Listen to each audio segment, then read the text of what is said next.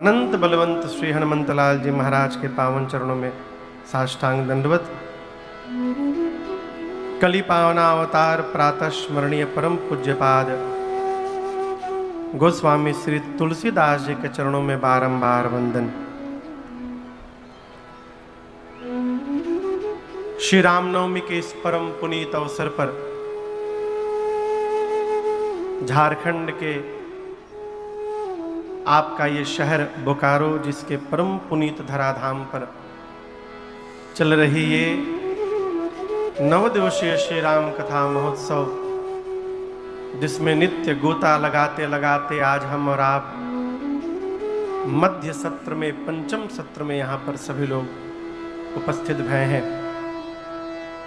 आज के दैनिक यजमान परिवार के रूप में मुख्य यजमान तो आदरणीय श्रीमान कुमार प्रेमचंद्र जी एवं श्रीमती कविता रश्मि जी हैं।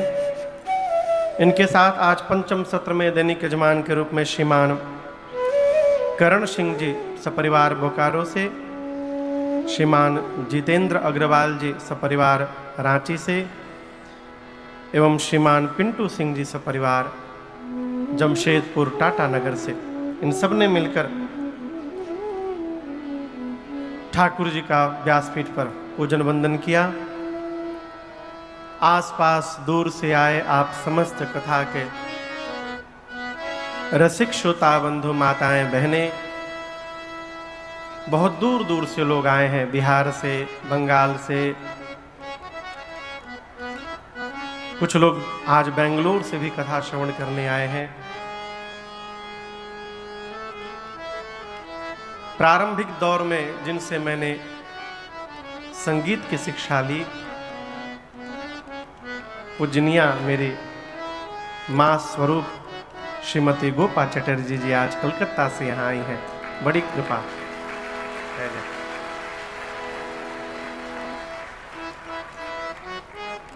उंगली पकड़ के माँ मुझे हारमोनियम बजाना सिखाती थी।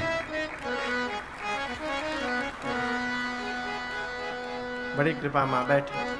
जय जय। विज्ञान के माध्यम से जहां जहां भी लोग इस कथा के प्रसारण को देख सुन रहे हैं, आप सभी लोगों को मेरा सादर जय सिया राम। जय सिया राम। एक ही बात नित्य कहना पड़ता है, जय सिया राम। जय सिया राम। बिना कहे समझ गए आप लोग। कल हमने और आपने भगवान के दिव्य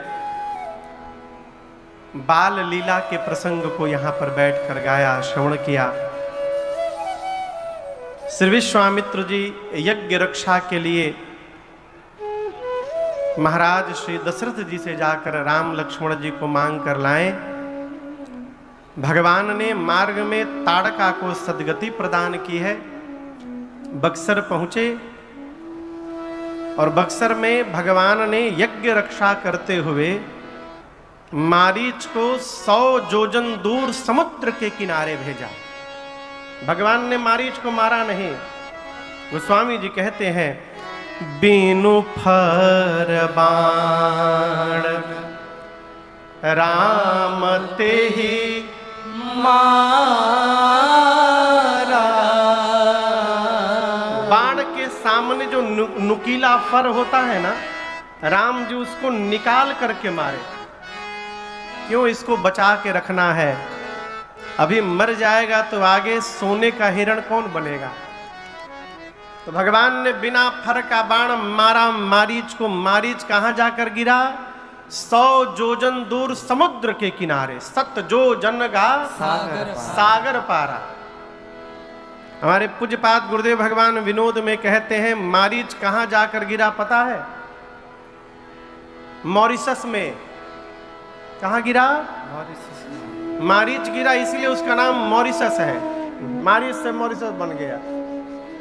आपको एक बड़ी अच्छी बात बताऊं, आपको सुनकर आश्चर्य होगा। हम लोग प्रायः 1 वर्ष के अंतराल में वहां कथा गाने जाते हैं। मॉरिशस जाकर देखा हम लोगों ने, वहां जितने हिंदू परिवार के लोग हैं सनातनी, सबके घर के बाहर हनुमान जी का झंडा और हनुमान जी का चबूतरा पाया जाता है। वो अमीर हो चाहे गरीब हो, हनुमान जी का झंडा दिखाई पड़ेगा और हनुमान जी का चबूतरा दिखाई पड़ेगा। भगवान ने बिना फड़ का बाण मारा मारीच को, सुबाहु को अग्नि बाण से जलाकर राम जी ने भस्म किया। और इन दोनों के पीछे जितनी निशाचरी सेना थी, लक्ष्मण भैया ने एक ही बाण में सबको समाप्त कर दिया। यज्ञ रक्षा करने के बाद भगवान कुछ दिन बक्सर में विश्वामित्र जी के पास ही रुके।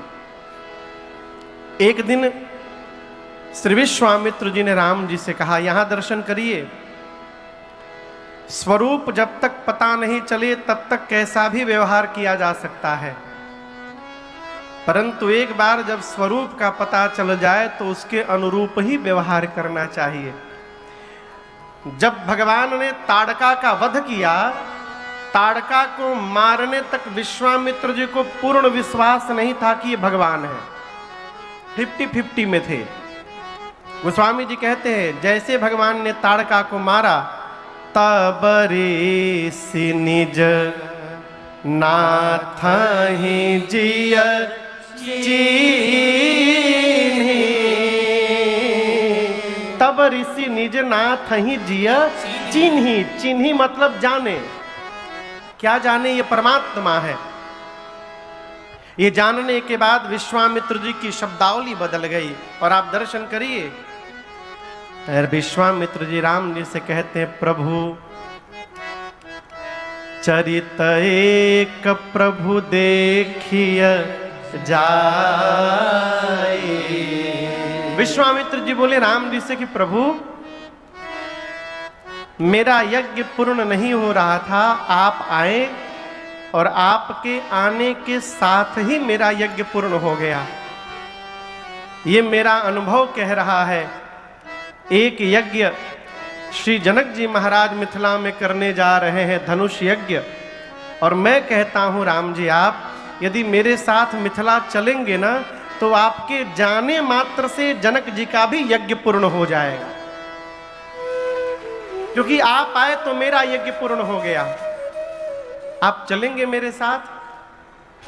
जैसे विश्वामित्र जी ने बात कही, राम जी बोले जो आज्ञा। अब यहां एक निवेदन करूंगा मैं आपसे। विश्वामित्र जी राम लक्ष्मण जी को यज्ञ की रक्षा करने के लिए मांग कर लाए थे। किस लिए मांग के लाए थे? रक्षा करने के लिए। निश्चर बधमय होब सनाथा था। जिस कार्य के लिए राम लक्ष्मण जी को मांग करके लाए थे, भगवान ने वो कार्य पूर्ण कर दिया। राम जी के स्थान पर यदि सामान्य जीव रहता तो विश्वामित्र जी से कहता, हम आपका काम कर दिए ना, अब हमको हमारे घरे भिजवा दीजिए। कहते ना, हम कहा, हमको घरे भिजवा दीजिए। लेकिन राम जी कुछ बोले नहीं। विश्वामित्र जी बोले अयोध्या नहीं, मिथिला चलना है। राम जी बोले जो आज्ञा। जानते हैं क्यों? जब आपके साथ आपके विषय में कोई चिंता करने वाला है तो स्वयं को अपनी चिंता नहीं करनी चाहिए। आपके विषय में कोई निर्णय लेने वाला है तो आनंद मनाइए। एक बात कहे, धरती पर वो सौभाग्यशाली है जिसके लिए कोई सोच रहा है।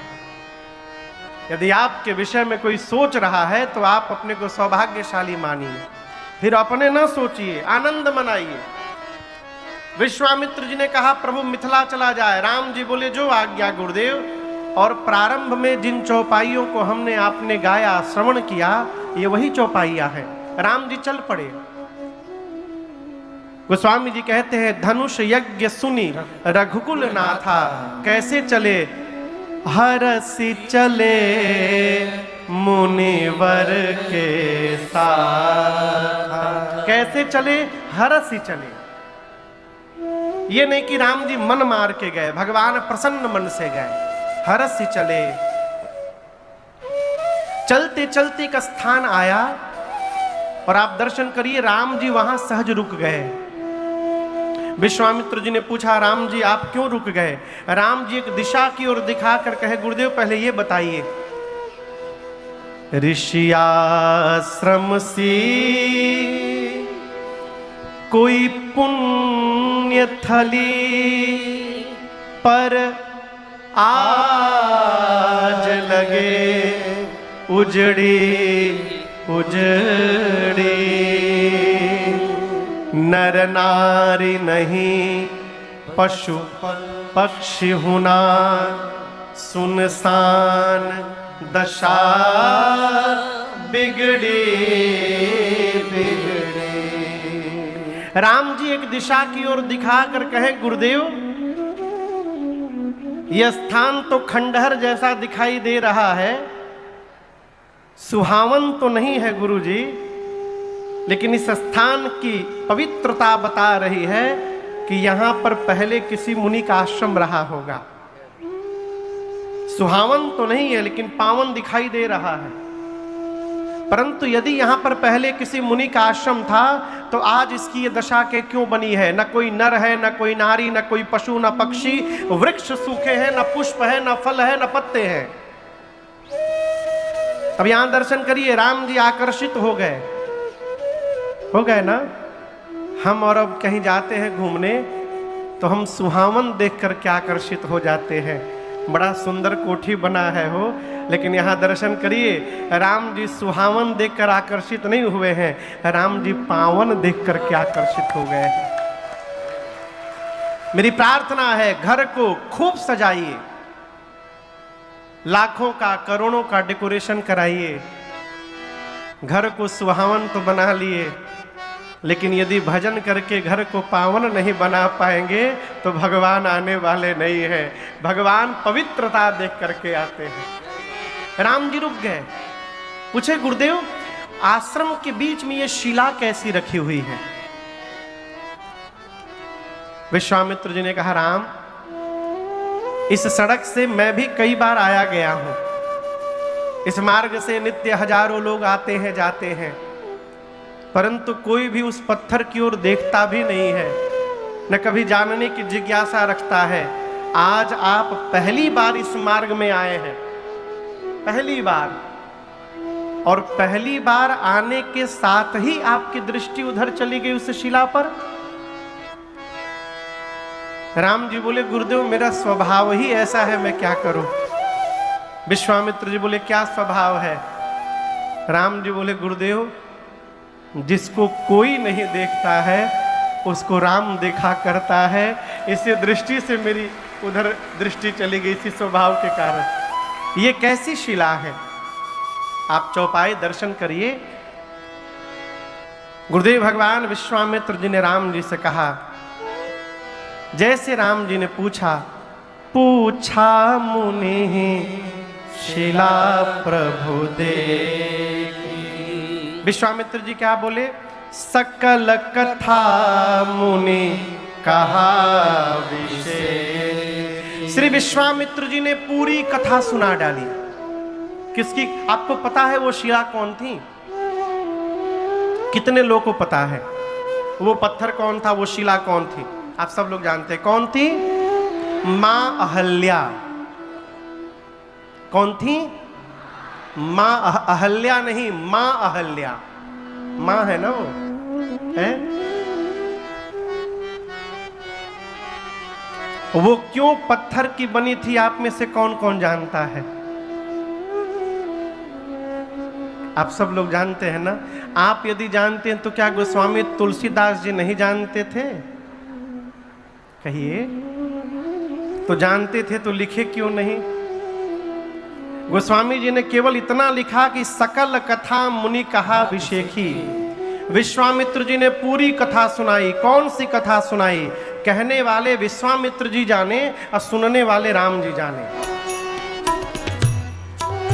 मां अहिल्या कहती, प्रभु जैसे भौरा पुष्प पर मंडराता है उसी प्रकार आप आशीर्वाद दीजिए, आज के बाद मेरा मन आपके चरण पर मंडराता रहे, मेरा मन आपके चरण को छोड़कर कहीं जाए ही नहीं। एक बात कहूं नाथ, ये गंगा आपके चरण से प्रकट हुई है और गंगा चरण से निकली थी, इसलिए शिव जी ने उन गंगा को अपने सिर पे धारण किया। लेकिन प्रभु आज मैं शंकर जी से आगे निकल गई। राम जी पूछे वो कैसे?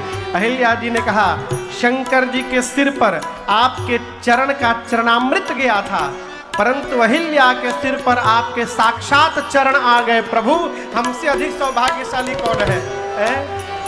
एही भांति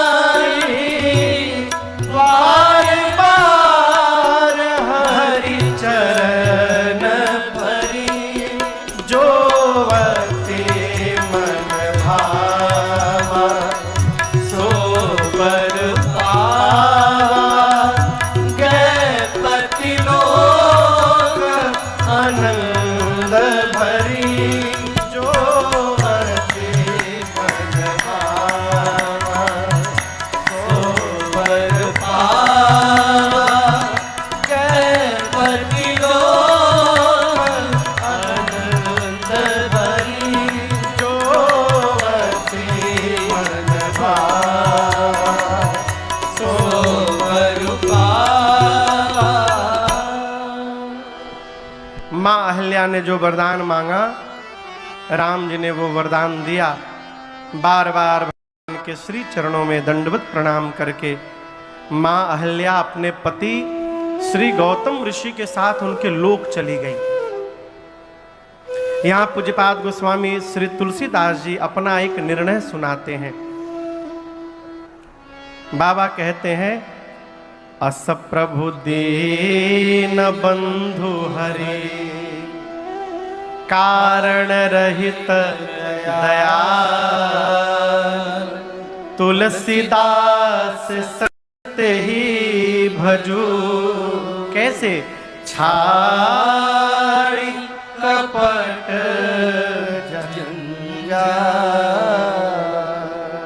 पूज्यपाद गोस्वामी तुलसीदास जी कहते हैं ऐसा संसार में कौन मिलेगा, दिखाई पड़ेगा कि जो बिना कारण ही प्रेम करे। आप समझ रहे मेरी बात को? देखिए भगवान ही एक ऐसे हैं जो बिना कारण के प्रेम करते हैं। बतिया समझ में नहीं आ रही होगी, एक ठे उपाय बता रहा हूं। घर में 2 महीना पागल होने का नाटक करिए, बस 2 महीना बहुत ज्यादा बोल रहा हूं। 2 महीना पगलाने का नाटक कर लीजिए, चेहरवा सामने आ जाएगा। है भगवान ही एक है माई बाप जो बिना कारण के प्रेम करते हैं। गोस्वामी जी कहते हैं सठ तुलसी ऐसे भगवान को छोड़कर जगत में कहां तू फंसा है, भगवान का भजन कर। कैसे भजन करें महाराज? टाइम नहीं है। टाइम तो आएगा जो भगवान बचाएंगे।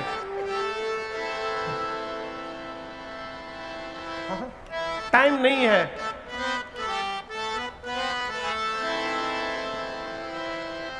चलते फिरते गाते सोते जहां एक मोटा रजिस्टर लेकर काला कलूटा आदमी खड़ा है। सेठ जी पूछे हु आर यू? बोले आम यमदूत। बोले यमदूत मेरे घर क्यों आ गए? तो बोले रजिस्टर में सबसे पहले आप ही का नाम लिखा हुआ है इसलिए हम आपके घर आए हैं। चलिए टाइम पूरा। सेठ जी तो कांपने लगे, भीतर ले गए, कहे बहुत दूर से आए हैं, आप थक गए होंगे, थोड़ा पानी वानी पीजिए। भीतर ले गए, पानी पिलाए। बोले जलपान कर लीजिए, तो टमाटर का चाट खिला दिए उनको, डोसा खिला दिए, इडली खिला दिए। इतना खिला दिए, कहो इतना खिला दिए कि यमदूत बोले अब हमको नींद आ रही है बच्चा। बोले चलिए एसी चालू कर देता हूं, सो जाइए। 1.5 घंटा यमदूत सोए। जैसे यमदूत सोए सेठ जी रजिस्टर लेके भाग लिए। जाकर खोले तो देखे पहले पेज पर सबसे पहला इन्हीं का नाम लिखा हुआ था। एक मिटाने वाला व्हाइटनर आता है, आप लोग जानते हैं। बैग से वही व्हाइटनर निकाले और अपन नाम मिटा के रजिस्टर के सबसे लास्ट पेज के सबसे लास्ट में अपना नाम लिख दिए। बोले इतना पीछे लिख दिया हूं कि 4-5 साल तो बढ़िए जाएगा मेरा। और ले जाकर वो रजिस्टर वही बेड पर रख दिए। 1.5 घंटे बाद यमदूत जगे, बोले बच्चा पानी पिलाओ हमको। सेठ जी तो आनंद में कि हमारा नाम ही नहीं है, अब आगे तो कैसे लेके जाएंगे। पानी लेकर गए। यमदूत बोले देखो मैं जिसके जिसके घर जाता हूं सब हमको देख करके रोते हैं, तुम पहले हो कि हंस रहे हो। तो सेठ जी बोले मरने से किसको डरना चाहिए, आया है सो जाएगा, राजा रंग का फकीर, सबको एक दिन मरना है, हमको डर नहीं लगता। यमदूत बोले नहीं नहीं तुम स्पेशल हो, और तुम्हारी सेवा से मैं आज इतना प्रसन्न हो गया हूं कि आज मैं अपना सारा नियम बदल दूंगा। सेठ बोले कौन सा नियम बदलिएगा। यमदूत बोले हम आज तक आगे से उठाते थे, आज पीछे से उठाएंगे। खोल के देखे तो उन्हीं का नाम था। एक कथा कहती है, अरे आएगा जब बुलावा हरि का, छोड़ के सब कुछ जाना पड़ेगा। बस नाम हरि का साथ जाएगा, और न कुछ तू ले पाएगा। आएगा जब रे बुलावा हरि का, छोड़ के सब कुछ जाना पड़ेगा। इसलिए जब तक समय है नथा कहते हैं, फुर्सत के वक्त में ना सुमिरन का वक्त पाया, उस वक्त मांगा जब वक्त तंग आया। जीवन खत्म हुआ तो जीने का ढंग आया, जब शम्मा बुझ गई तो महफिल में रंग आया। इसलिए जब तक समय है जो करना है कर जाइए। भगवान ने मां अहल्या को गति दी है, आगे बढ़े। गंगा जी में स्नान हुआ, और स्नान करने के बाद विश्वामित्र जी के साथ भगवान चले। बाबा कहते हैं, हर से चले मुनि वृंद सहाया, हर से चले वृंद सहाया, बेगी विदेह नगर नियत आया।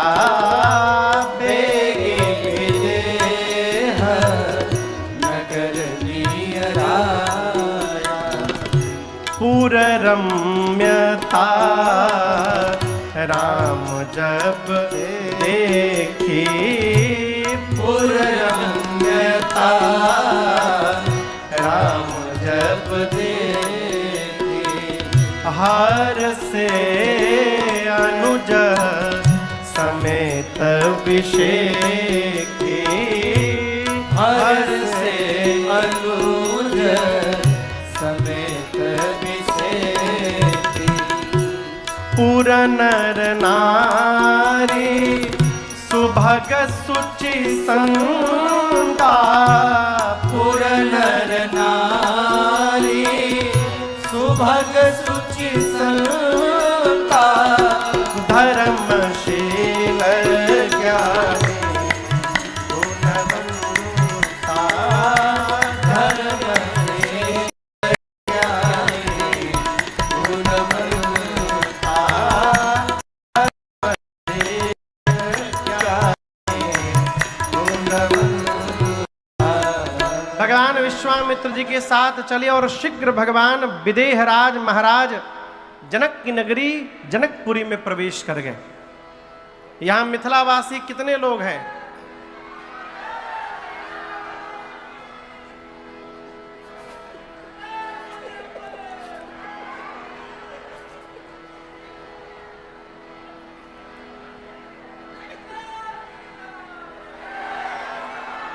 आसन दीजिए हनुमान जी महाराज को, कहीं बैठे सरकार, विराजे कहीं।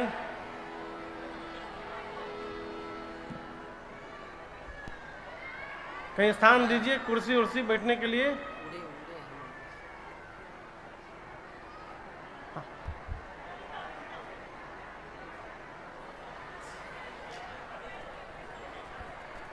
आज तक कथा में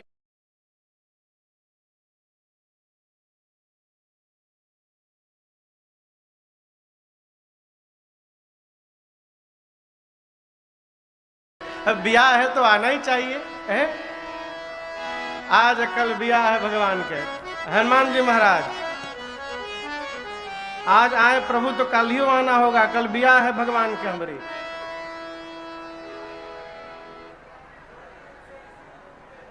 अच्छा, जय हो प्रभु, जय हो जय हो जय हो।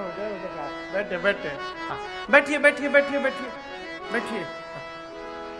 एक बार तुम दिखा दो बजरंग बली के। जय हो प्रभु। हाँ, बोलिए हनुमान जी महाराज की जय।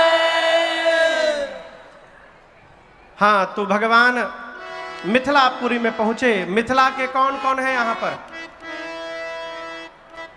इतने मिथिलावासी हैं, अरे क्या बात है।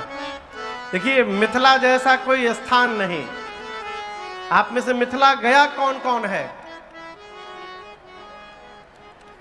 हम लोग तो गए हैं भाई। धरती पर मिथिला जैसा स्वागत कहीं नहीं हो सकता। आप पूरी धरती घूम लीजिए, जितना बढ़िया वेलकम मिथिला में हो जाए कहीं नहीं हो सकता। क्या बात है, तिलकौर के तरुआ, ओहो आनंद आ जाए खा के। मिथिला की सखियां कहती हैं, अरे सखी मिथिला शहर गए। जनक जी आएंगे, मैं इनका परिचय कराऊंगा, और यदि तब जनक जी कहेंगे इनको लेकर के चलिए, तब राम जी को मैं लेकर के जाऊंगा, नहीं तो मैं यहीं रुक जाऊंगा। आम के बगीचे में रुक गए। सूचना पहुंची जनक जी महाराज के पास। क्या पहुंची?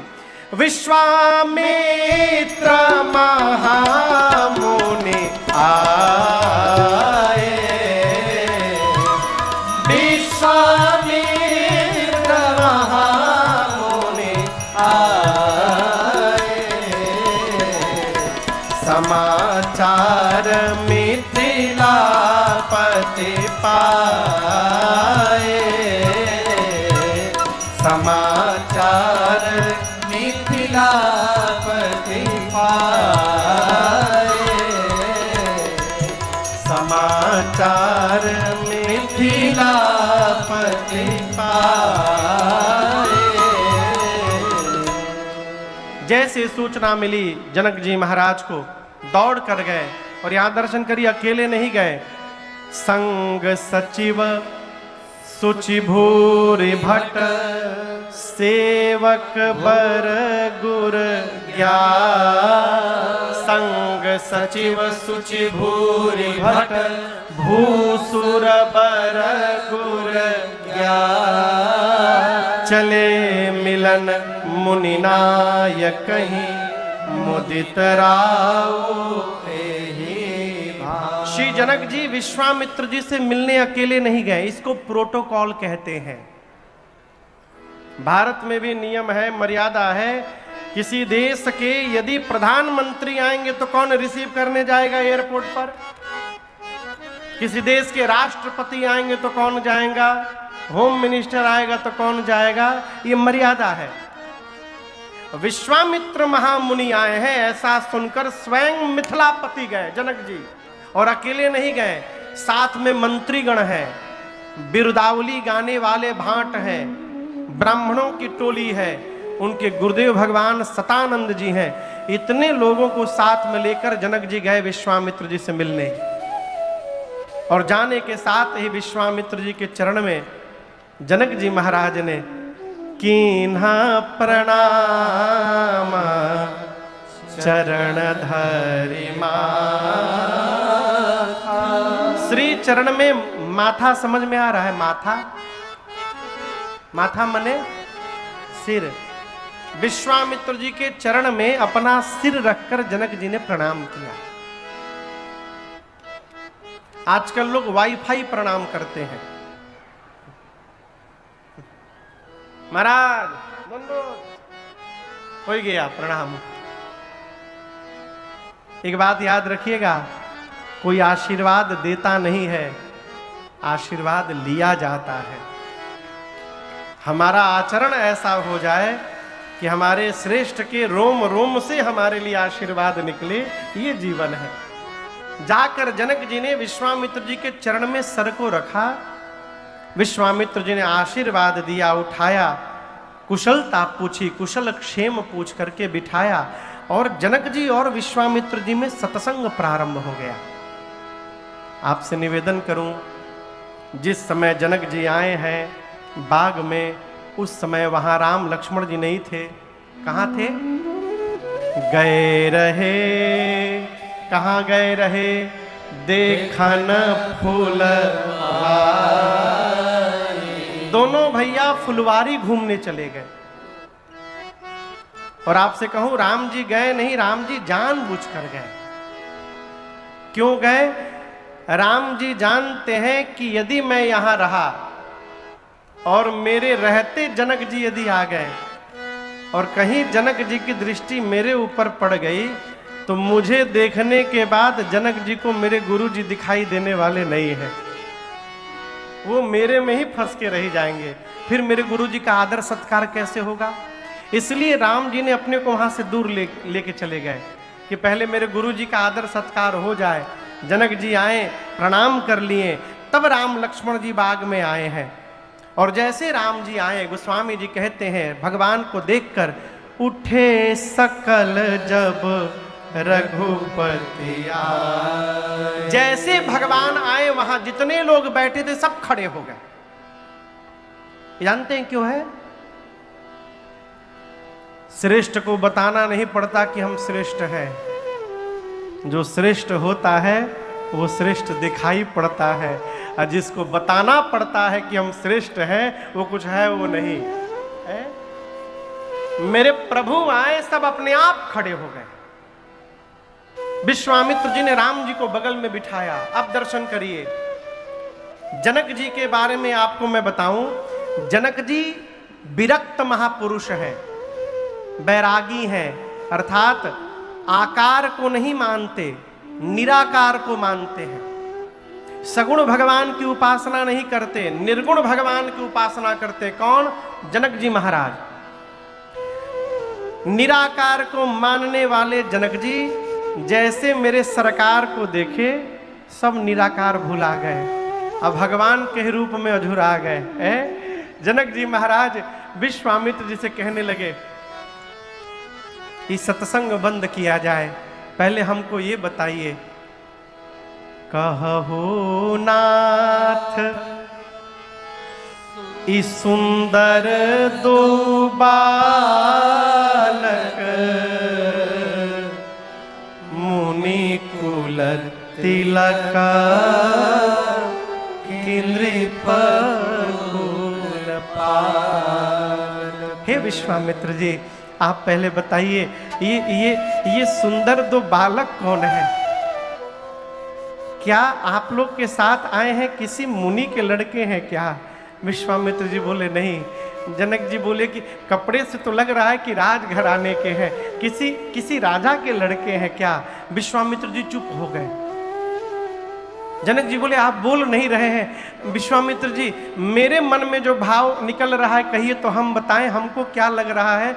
मुझे तो लग रहा है कि वेद जिस ब्रह्म को नेति नेति कहते दिन रात नहीं थकते, वही ब्रह्म तो कहीं मेरे आंखों के सामने रूप धारण करके नहीं आ गया है। ये ब्रह्म दिखाई पड़ रहे हैं।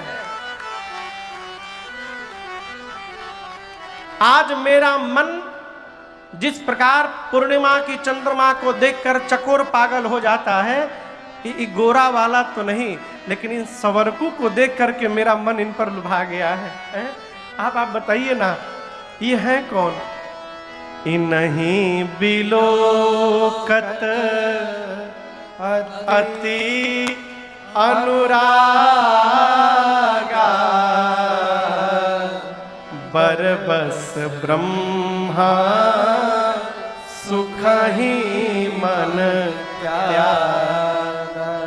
आपसे निवेदन किया था भगवान, ये सड़क से वहां जाइए, चौराहे से बाएं मुड़ जाइए, फिर अगले चौराहे से बाएं मुड़ जाइए, पेट्रोल पंप के सामने दाहिने घूम जाइए और जहां रुके वहां पहुंच जाइए।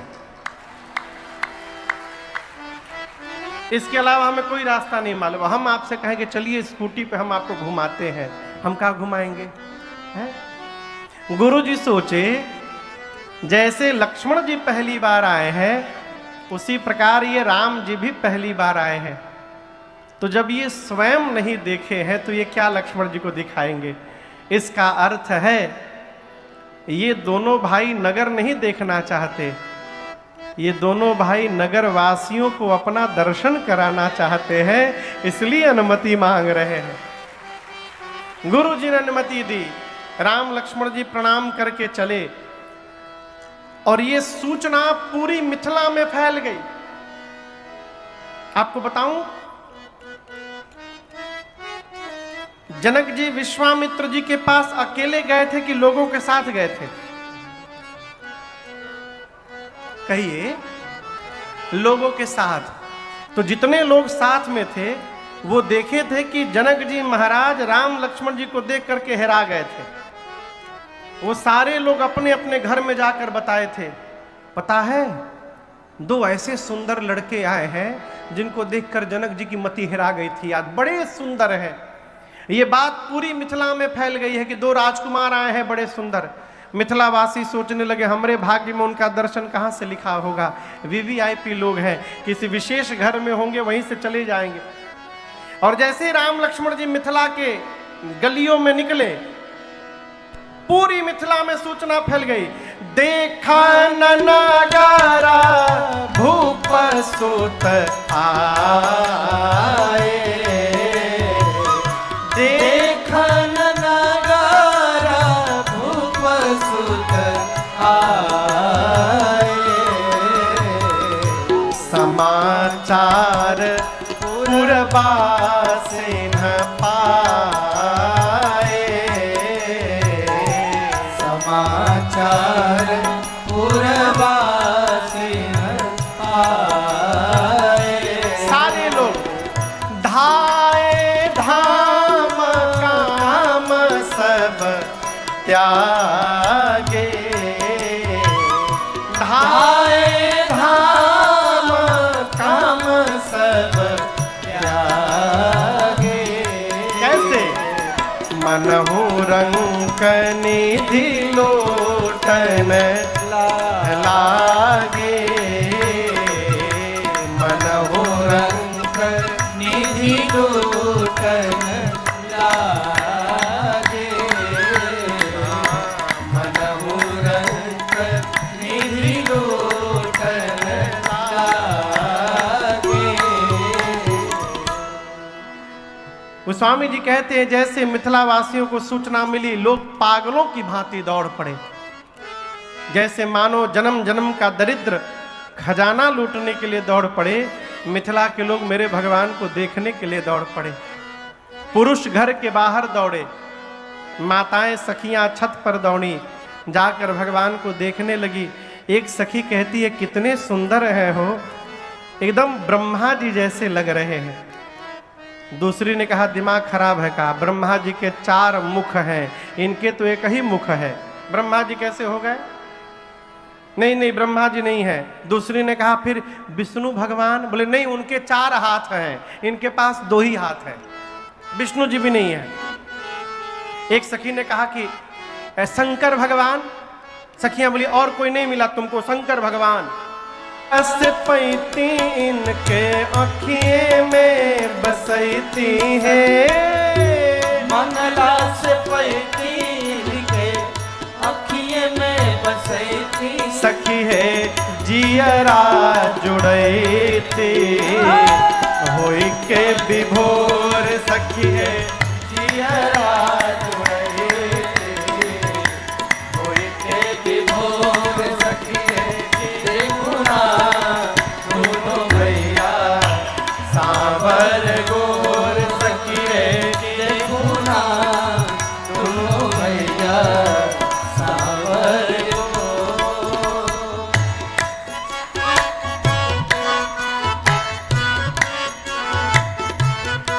एक सखी कहती है कि इनको आंख में बसाकर क्या करोगे? कहती है रात दिन निहरती इनके छोह से दुलरती हो, रात दिन निहरती इनके छोह से दुलरती हो। रात दिन निहरती इनके छोह से दुलरती हो। रात दिन निहरती इनके छोह से दुलरती। सखी है आरती उतरती हम साँझ भोर, सखी है आरती उतरती हम साँझ भोर। सखी देखो ना दोनों भैया सावर गोर। सखी देखो ना दोनों भैया सावर गोर, सावर गोर, सावर गोर।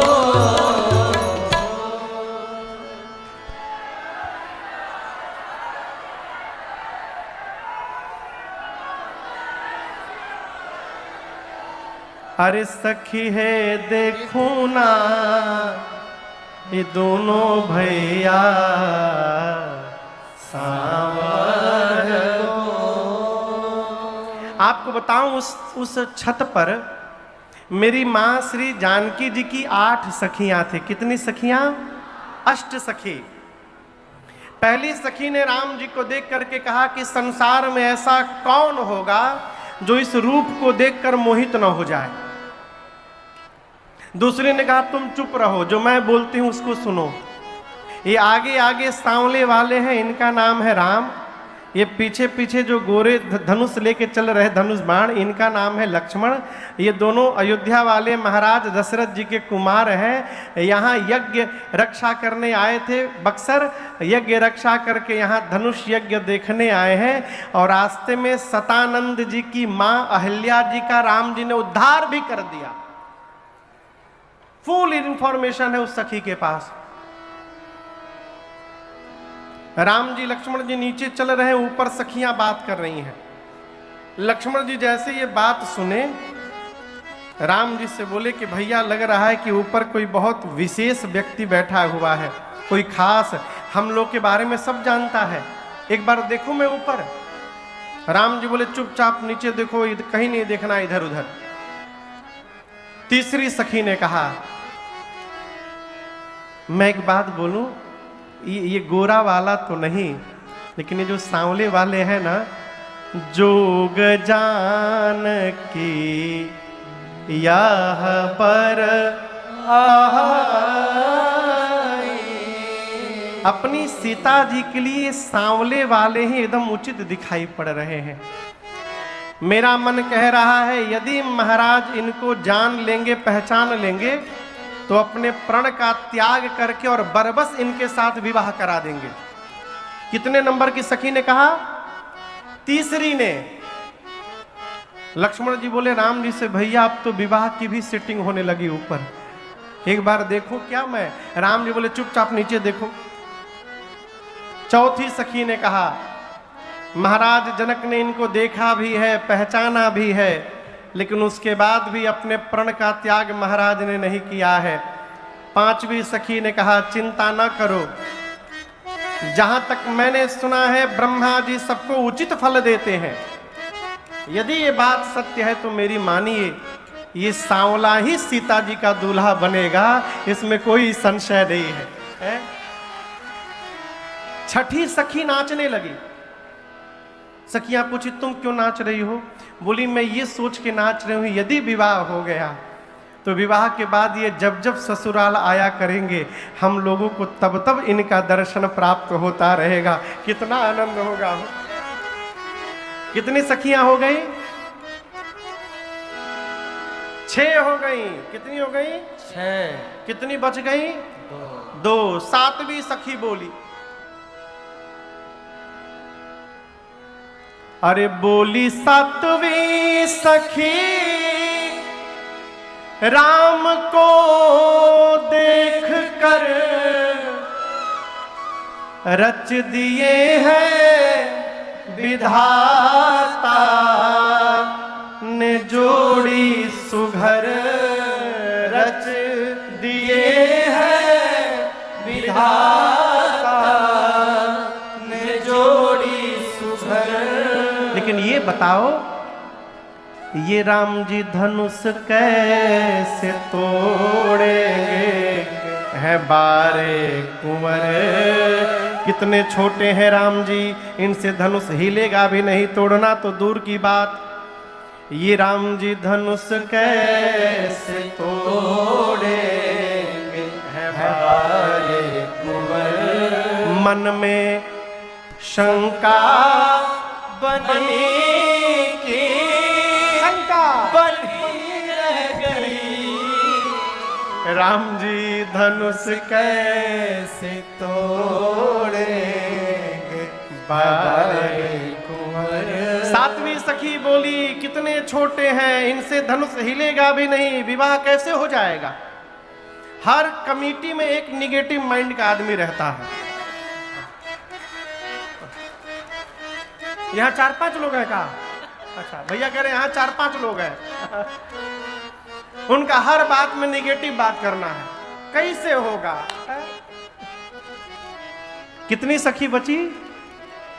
अंतिम सखी बोली आखिरी सखी, छोट देखन में है पर चमत्कार इनका।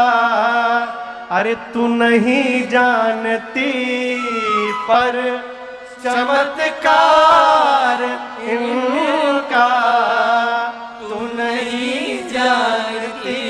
क्या चमत्कार?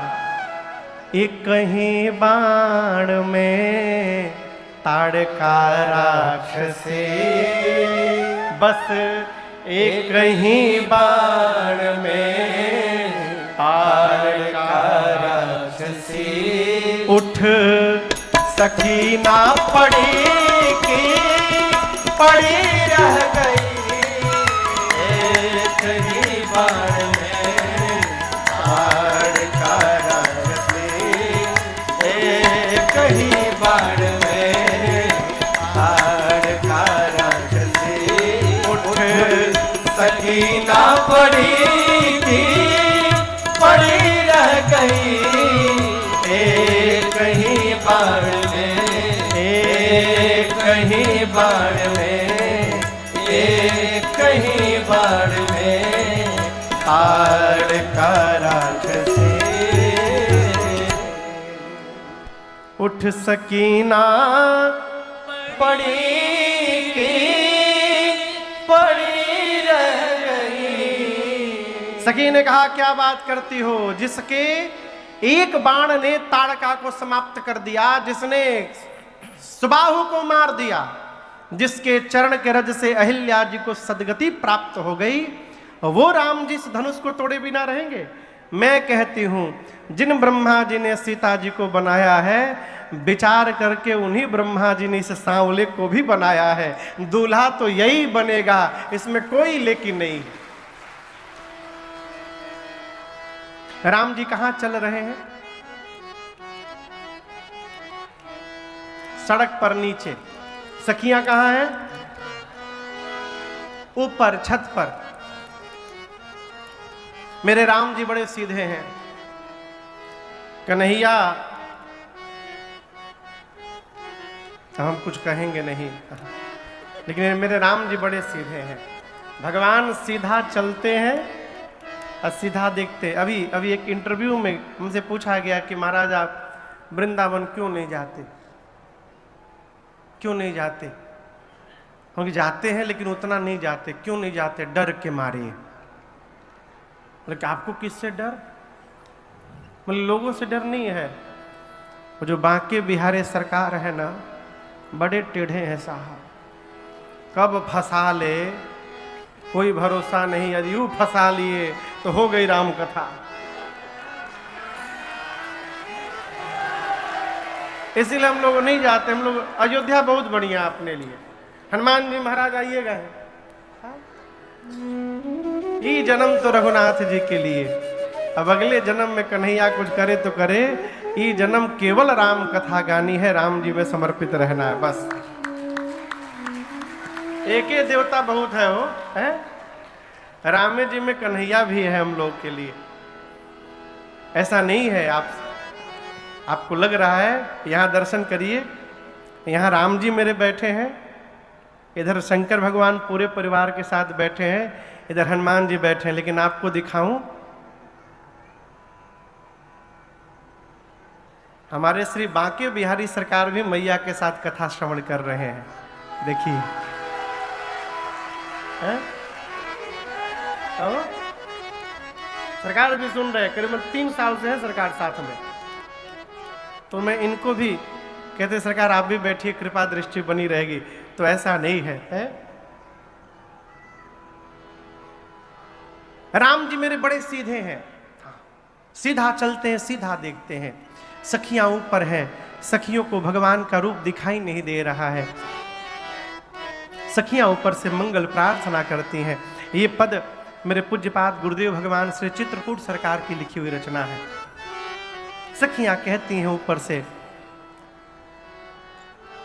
तनी, तनी मतलब समझ रहे हैं, तनी मने थोड़ा सा, थोड़ा सा, ये चुकी सा है।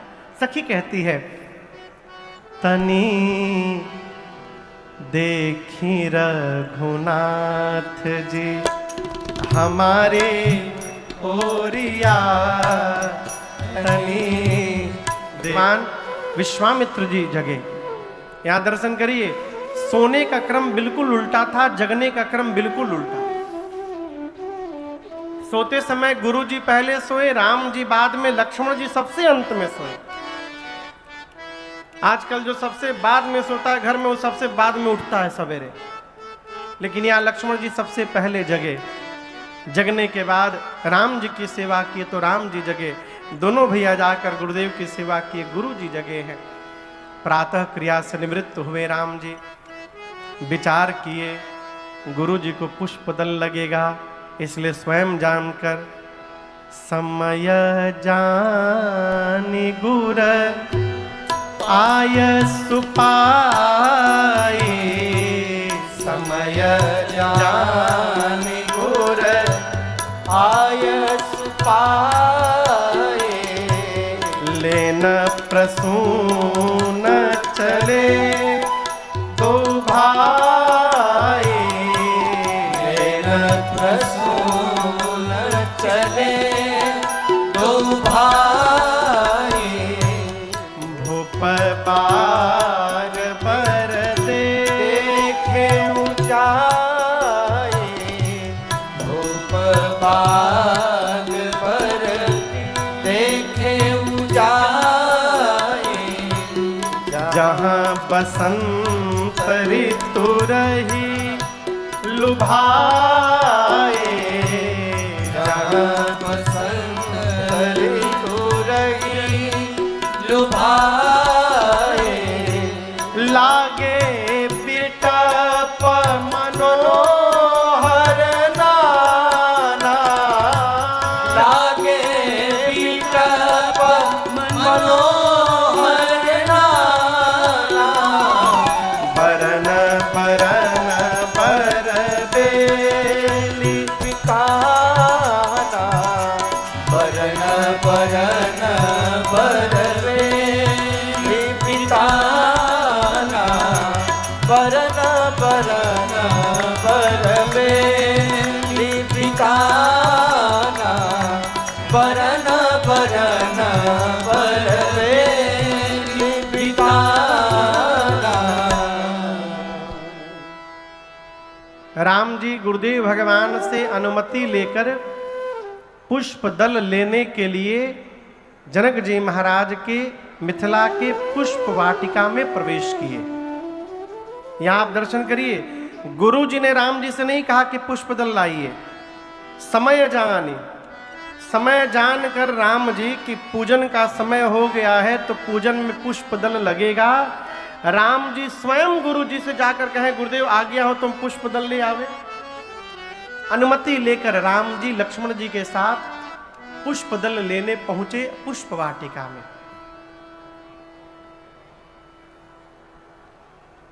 श्री रामचरितमानस में 3 बाग हैं। कितने बाग? एक मिथिला में है पुष्प वाटिका, एक लंका में है, कौन? कहिए कहिए। अशोक वाटिका। तीसरा मालूम है कहाँ है? तीसरा बाग का उल्लेख कहाँ है? तीसरा बाग है किष्किंधा में, जिसका नाम है मधुबन। क्या नाम है? सीता मैया का पता लगा कर आने के बाद कपि लोग, ये सब लोग मधुबन में जाके फल खाने लगे। वहां नो एंट्री था, वहां किसी की अनुमति नहीं थी कोई मधुबन में चला जाए। सेवकों ने जाकर कहा सुग्रीव से कि जो दक्षिण दिशा में गए थे पता लगाने कपि, वो सब मधुबन में फल खा रहे हैं। सुग्रीव कहें बिना पता लगाए, उनकी हिम्मत नहीं थी मधुबन में चले जाएं। मधुबन में चले गए हैं, इसका अर्थ है सीता जी का पता चल गया है, उनको बुला करके लाया जाए। ये तीसरा बाग। पुष्प वाटिका का यहां पर गोस्वामी तुलसीदास जी ने बड़ा सुंदर वर्णन किया है। एक बात आपसे निवेदन करूं, हम क्या हैं ये हमको बताने की आवश्यकता नहीं है। विवेकी पुरुष यदि हमारे घर को देख ले तो हमारे घर को देखकर हमारे जीवन का पता बता सकता है? घर बतावत है कि हम क्या हैं। हनुमान जी महाराज लंका विभीषण जी के घर का एड्रेस लेके नहीं गए थे, ना जीपीएस लोकेशन गूगल मैप का लेके गए थे। फिर विभीषण जी को कैसे पहचान गए? घर देखकर। कैसे पहचान गए?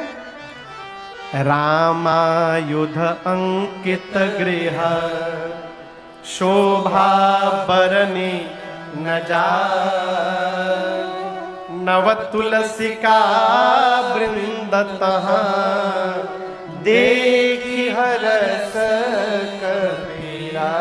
श्री हनुमान जी महाराज देखे कि घर के दीवाल पर राम जी के आयुध धनुष बाण बने हैं, आंगन में तुलसी जी का विरवा लगा है। ये देखते श्री हनुमान जी समझ गए कि अवश्य भगवान के किसी भगत जी का घर है। लेकिन टेंशन का विषय ये नहीं है कि भगत जी का घर है, टेंशन का विषय ये है कि लंका में भगत जी कहां से आ गए। लंका निश्चर निकर निवासा, यहाँ कहाँ सज्जन कर बासा, मन महु तरक करे कपिला, ठीक ते ही समय विभीषण जागा। तो हनुमान जी किसी से एड्रेस नहीं पूछे, किसी से नहीं पूछे कि नगर में कोई भगत जी रहते हैं का, घर देखकर समझ गए भगत जी का घर है। उसी प्रकार यदि हमारे घर का वातावरण सात्विक होगा, हमारा जीवन धर्मशील होगा, तो जैसे विभीषण जी के घर को देखकर हनुमान जी पहुंच गए, उसी तरह हमारे घर को देखकर भी कोई भगवान के संत भक्त यहाँ आ जाएंगे दरवाजे पर। क्या अद्भुत वर्णन किया है जनक जी महाराज के इस बाग का गोस्वामी जी। कहते हैं बाग के भीतर लागे बिटप, बिटप मने पेड़ वृक्ष पौधे, कैसे मनोहर, एक नहीं नाना नाना प्रकार के वृक्ष लगे हैं। कैसे वृक्ष? मनोहर। मनोहर यानी जिनको देखने के बाद मन का हरण हो जाए, मन उसी में जाकर अटक जाए, ऐसे वृक्ष लगे हैं। हर वृक्ष पर नव पल्लव, पल्लव मने पत्ता, अम्र पल्लव कहते हैं ना, पल्लव मने पत्ता। वृक्ष पर पत्ते कैसे हैं? नव, नव यानी नवीन, ये नव सब में आएगा। नव पल्लव फल सुमन सुहाए, एक एक वृक्ष के पत्ते नए हैं, फल नए हैं, पुष्प नया है। इस बाग को देवराज इंद्र जब देखते हैं ऊपर से, देवलोक से, तो उनको लज्जा आती है कि हमारे देवलोक में इतना सुंदर बगीचा नहीं है जितना सुंदर बगीचा मिथिला में जनक जी के पास है। उनको लज्जा आती है।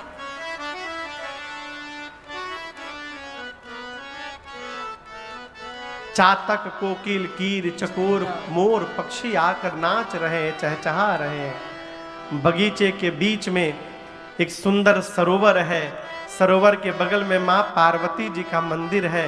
राम जी आए बाग तड़ाग दर्शन किए, गदगद हो गए प्रभु। अब यहां दर्शन करिए।